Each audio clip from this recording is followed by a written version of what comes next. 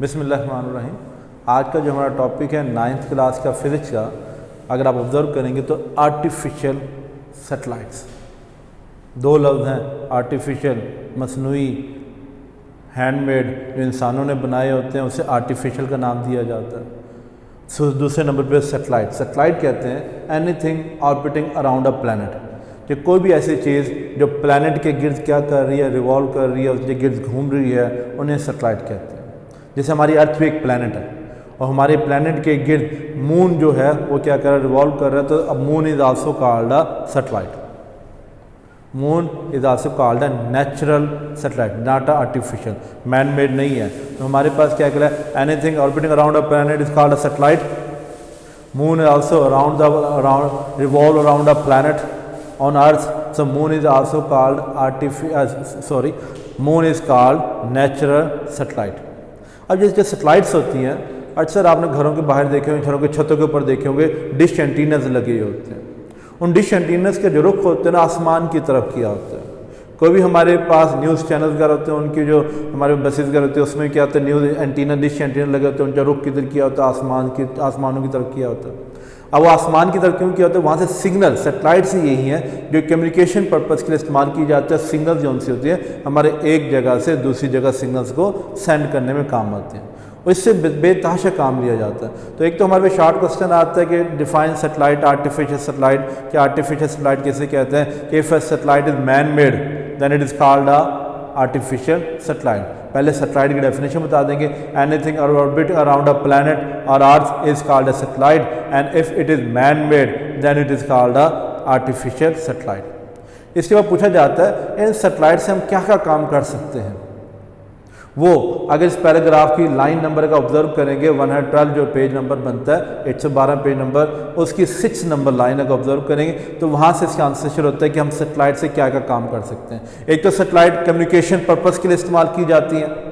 दूसरे नंबर पे जो सैटेलाइट से एक्सपेरिमेंट, कि स्पेस के अंदर जो हमारे साइंटिस्ट हैं उन्होंने कोई एक्सपेरिमेंट करने हैं, कोई हमारे पैसेंजर्स का हम उधर लेके जा रहे हैं एक्सपेरिमेंट्स करने के लिए, साइंटिस्ट हैं उनको कैरी करने के लिए वहाँ लेके जाना चाहते हैं, कोई इक्विपमेंट्स हैं उनको कैरी करने के लिए स्पेस में ले जाना चाहते हैं, तो उसके लिए हम क्या करते हैं, इन आर्टिफिशियल सैटेलाइट से काम लिया जाता है। तो नंबर 6 लाइन से लेकर जो पैराग्राफ है 3-4 लाइनें, ये सैटेलाइट्स की क्या काम, यूजफुल काम लिए जा सकते हैं, इसके लिए इसका आंसर बनता है।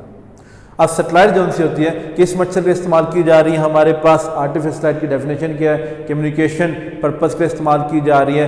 और इसके बाद जो लास्ट पैराग्राफ आ जाता है उसमें पूछा जाता है कि सैटेलाइट्स, एक तो जियो स्टेशनरी सैटेलाइट से मुतालिक पूछा गया कि मेरे पास अर्थ है, सैटेलाइट से मकसद क्या होता है। Satellites above the surface of earth यहाँ पे क्या करते हैं, रिवॉल्व कर देते हैं। ज़मीन जो सी है 24 साल लेती है इसको कंप्लीट करने के लिए, अपने वन रेवोल्यूशन को, एक पूरे चक्कर को मुकम्मल करने के लिए कितना टाइम लेते हैं, 24 साल, जिसकी वजह से हमारे दिन और रात होते हैं। इसी तरह अगर सैटेलाइट भी 24 आवर्स ही ले, ऐसी सैटेलाइट जो 24 आवर्स ही ले अपना एक चक्कर मुकम्मल करने के लिए, तो ये जो सैटेलाइट होगी ये ज़मीन के बिल्कुल एन ऊपर होगी, उसके ऊपर ही रहेगी हमेशा, उसकी पोजीशन चेंज नहीं होगी with respect to earth, with respect to earth. तो ऐसी सैटेलाइट जो 24 आवर ही लेती है पूरा एक चक्कर काटने के लिए, वो सैटेलाइट ज़मीन के लिहाज से कहलाती है जियो स्टेशनरी सैटेलाइट, और इस ऑर्बिट को बोला जाता है जियो स्टेशनरी ऑर्बिट। अब ये लास्ट पैराग्राफ जो है पेज नंबर 112 का है, उसमें क्वेश्चन आता है जियो स्टेशनरी सैटेलाइट किसे कहते हैं, जियो स्टेशनरी ऑर्बिट किसे कहते हैं। तो लास्ट पैराग्राफ के अगर 5वीं या 6ठी लाइन में देखेंगे तो वहाँ पे सारी बातें लिखी हुई होंगी, और यहीं से आपने अंडरलाइन कर लेना है कि as the earth complete its one revolution in 24 hours, so the satellite which also complete one revolution in 24 hours, it becomes stationary with respect to earth, और जिसको हम कहेंगे जियो स्टेशनरी सैटेलाइट। और इसकी velocity with respect to earth जो सी होती है वो मेरे पास कितनी होती है, 0 मीटर पर सेकेंड।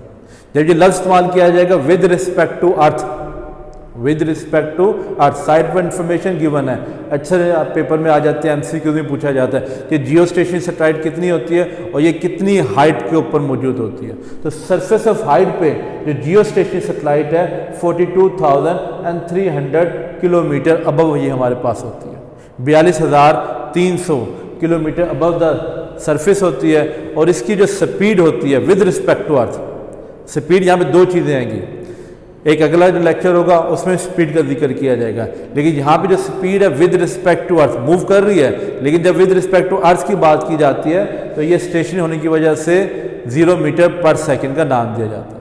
तो एक छोटा सा ये टॉपिक था हमारे पास आर्टिफिशियल सैटेलाइट। आर्टिफिशियल सैटेलाइट, पहली बात है सैटेलाइट किसे कहेंगे, anything orbiting around the earth और planet is called a satellite, and if it is natural like moon then it is called a natural satellite, and if it is man made, अगर कोई man made आ जाती है तो वो क्या कहलाती है, हमारे पास आर्टिफिशियल सैटेलाइट कहलाती है। आर्टिफिशियल सैटेलाइट किस किस मकसद के लिए काम की जाते हैं, किस मकसद से इस्तेमाल की जाती है, तो टेली कम्युनिकेशन के लिए इस्तेमाल की जाती है। टेली कम्युनिकेशन, हमारे पास जितने चैनल्स वगैरह आ रहे हैं, इंडिया से आ रहे हैं, हमारे पास दूसरे ममालिक से आ रहे हैं, सऊदी अरब से आ रहे हैं, जितने चैनल्स वगैरह आते हैं ये थ्रू सैटेलाइट्स के ज़रिए ही आते हैं। हमारे पास सैटेलाइट के ज़रिए कैसे आते हैं, ये देखें, मसलन अगर मैं कहता हूँ इस पोजीशन में मेरे पास पाकिस्तान है और यहाँ पे किसी एक साइड पे मैं कह देता हूँ चलो ऑस्ट्रेलिया है, सिर्फ समझाने के लिए बात कर रहा हूँ।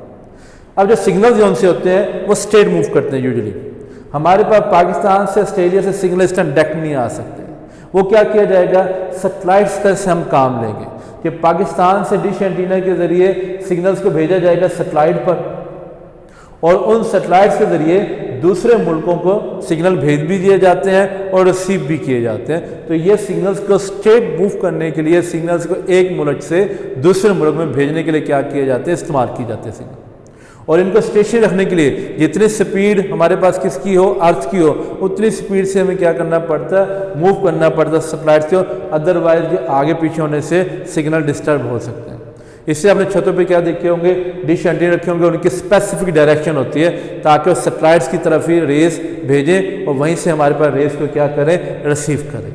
तो इन मकसद के टेली कम्युनिकेशन के मकसद में इस्तेमाल किए जाते हैं। अगर अपने बुक का फ्रंट पेज भी देखें तो वहाँ भी सैटेलाइट्स की डिफरेंट पिक्चर्स हैं, वहाँ पे सोलर सेल भी दिखाए गए होंगे। वो सोलर सेल क्या करते हैं, इनको एनर्जी प्रोवाइड कर रहे होते हैं जो टेली कम्युनिकेशन में हमारे पास एक्सपेरिमेंट करने के लिए या सिग्नल्स को सेंड वगैरह करने के लिए, रिसीव करने के लिए यूटिलाइज होती है।